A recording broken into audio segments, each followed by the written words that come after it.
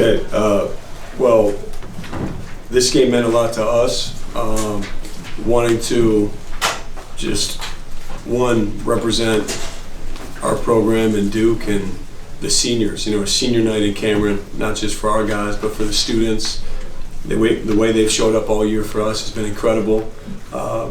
So grateful for the 4 seniors we honored tonight: Sion, Mason, Stanley, and Neil. Spencer we honored last year, but Spencer's a senior. He doesn't have any more eligibility, unfortunately. And they're our senior managers. You know, those guys have been, they're the backbone of what we do every day. Luke, Preston, Davis, and Miles.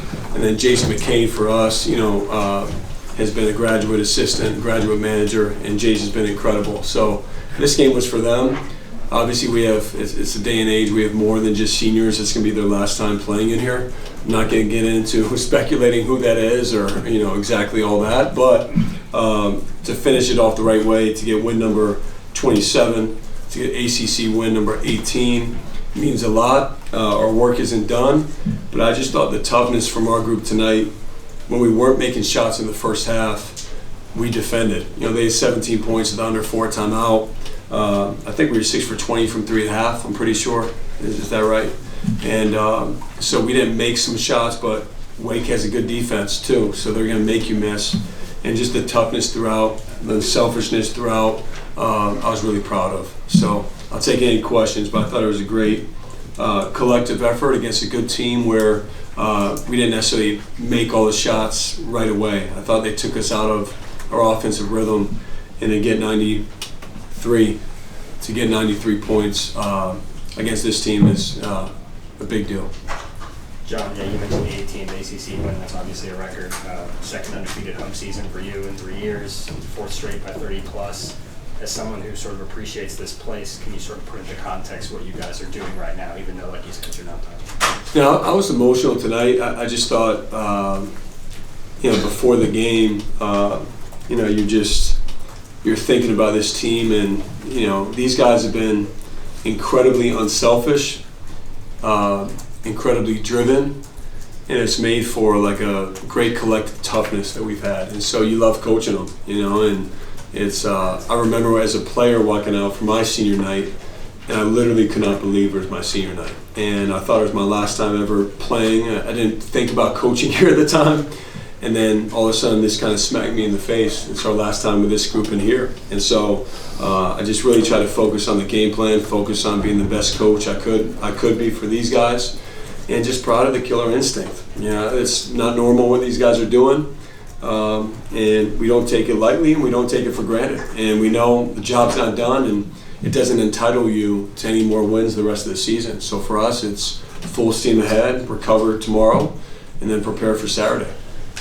Jon, I think after each one of the 3 home losses here last year, you used some turn of phrase that included "that can't happen." What did it mean to... Say that again, sorry, Connor. What did you say? You used the phrase "that can't happen." There's some images out there of visitors celebrating. How much did that drive this year's team, even though there weren't that many returners? Cooper's talked about being here when Carolina was celebrating on your home court on senior night. Well, I hope you're always... as much as you would like to be over those moments, they're as long as you're competing in the arena, they're going to happen to you. And so you can do one of two things. You can make an excuse, or you can point a finger, or you can learn from it. And so every game that I've coached here, assistant coach, head coach, every game I've played here, I feel like I've gotten better. I feel like I'm better each game because I don't take that stuff lightly. I let those things drive me and motivate me and our staff and our team. While at the same time, you're not playing for that. I want these guys to play for them and what they're doing. But absolutely, any moment we've been through. And look, we take pride when you come play in Cameron. I know it's exciting because you're playing in front of a great environment for other teams, but we want it to be the most difficult place. Come play college basketball in here. And we have to continue to earn that and have the right mindset to protect this amazing place. Jon, I know you talked about it a little bit before, but when you guys are beating teams the way you have, how are y'all able to maintain that standard where you're up by, whether you're up by 4 or 40 or in a practice? Well, just for our team, I mean, it's one of the standards we've had. I mean, it's the first thing is you do your best. I know that sounds simple, but best doesn't mean playing your best. It means giving your best effort. It means your best focus, your best attitude, the things you can control. And we don't play for a score. We don't play just for a win. We play to be our best. And obviously winning comes with that, we believe. And so our guys have embraced that. Very few times this year in practice do I have to get on them for, it's not about effort. Like that's part of the character and evaluating and bringing in the right guys, but it hasn't been about effort. It's been about strategy. And when you're doing that, you're going to have a killer instinct. And, obviously as coaches, we talk about keeping our foot on the gas. We've done that. Jon, Tyrese just said back there, like, when he found out this was a pain tolerance thing, he'd be back pretty quickly. Even though he could have had less pain by waiting a few games maybe. What did he show you tonight to come back so quickly? Well, it's another step of Tyrese just showing the competitor that he is. And, we felt very safe with him playing because of the work that our medical team did and, getting all the imaging, and it was stable. So like you mentioned, Steve, it wasn't about, we wouldn't have put him out there or risked anything. He had to be completely safe. We knew there would be rust though. I mean, he hasn't practiced in, I think, about 5 days or something like that. So his toughness, what he means to our team is so big. So even if he wasn't necessarily, there's some, like he missed a layup and he still, played a really good game, but he's not going to go 1 for 6 all the time. So to get that out, to play through the rust, and just give himself up for his teammates, I think that's a credit to him as a leader, competitor, and we needed him tonight. You, at least publicly, haven't announced a captain this year, or captains. I know I asked you about this earlier in the year. What was the motivation behind that, and how has the leadership developed in your team to not need that?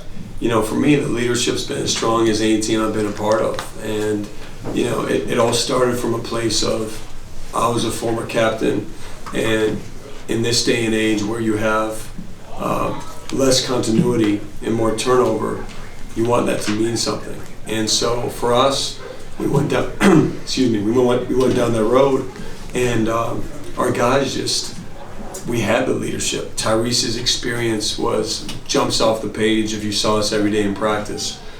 Sion and Mason with their experience from different perspectives jumped off the page. Kamon and Cooper, man, the way that they talk. So it's been a collective effort, and it's those guys that I mentioned of all different perspectives. But I didn't want to just put a captain and limit what other guys could do. And so I'm really proud of Tyrese. Has been our leader, man. He has been, and like I said, with support from those other guys. Jon, you've talked about all year the connectivity, the glue that Sion and Mason bring. Now that you see them celebrating on senior night, how big of a deal is it to have them on this team this year? It's been everything. I think by far I feel my biggest job is roster construction. I think that's always been the most important thing as a head coach in college basketball, but especially now when you don't necessarily have years of, when we won in 2010, the starting 5 played in 100 games together, right? You're not going to have that now no matter what. And so for us, the right complementary players with skill sets that balance each other out, but I think more importantly is their motivation and who they are as people. And so we really prioritize this off-season competitiveness. Of course, I think it's obvious shooting is a big thing. We and both those guys can really shoot. In the positional size. But the thing that they've done, they've been so competitive. They're great talkers. They're pros.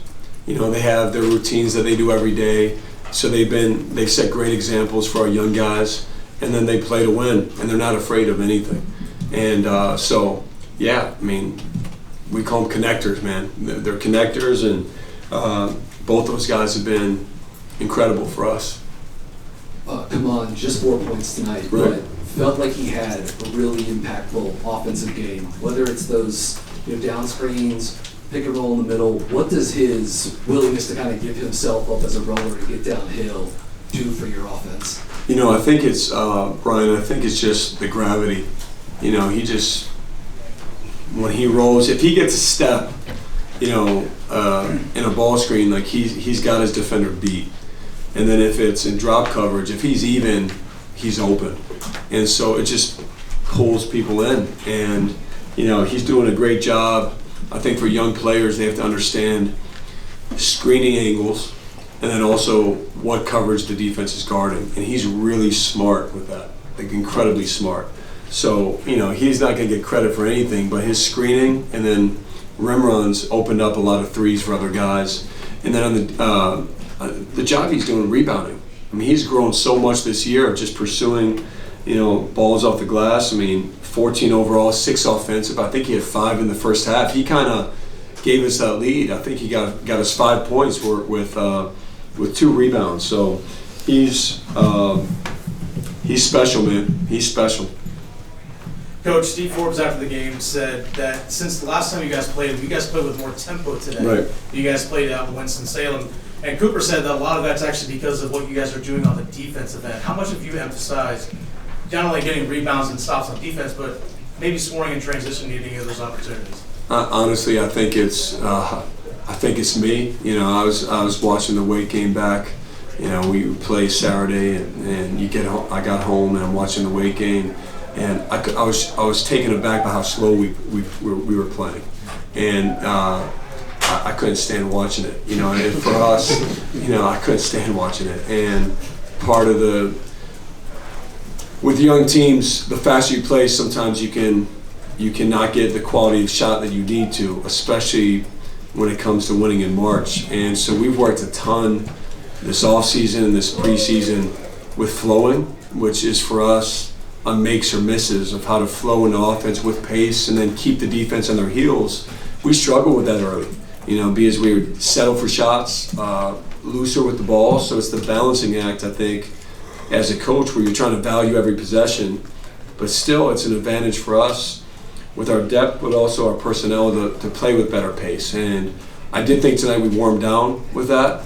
I thought early we didn't take some good shots, but overall, this team fights for great shots, so they've earned that trust, and we're going to continue to do that. What is it about this time of year when the calendar turns to March that ignites a different fire in you? Still one more regular season game, but Sure. The tournament's a week away. Yeah, it's the best time of year. You know, it's what you work the entire offseason for, and you know, I think the thing about March too that I've learned is, you know, records don't matter anymore. Nothing. You're not entitled to anything, and every game you play, somebody's season has a potential to end, and so you're playing and competing against teams that are very hungry. And so for us, like, that's all right. Let's beat people that really want to beat us, and they're competitive, and that's what every game the rest of the year is going to be. So for us, it's a blessing to be in this position, and it's the best time of year for me.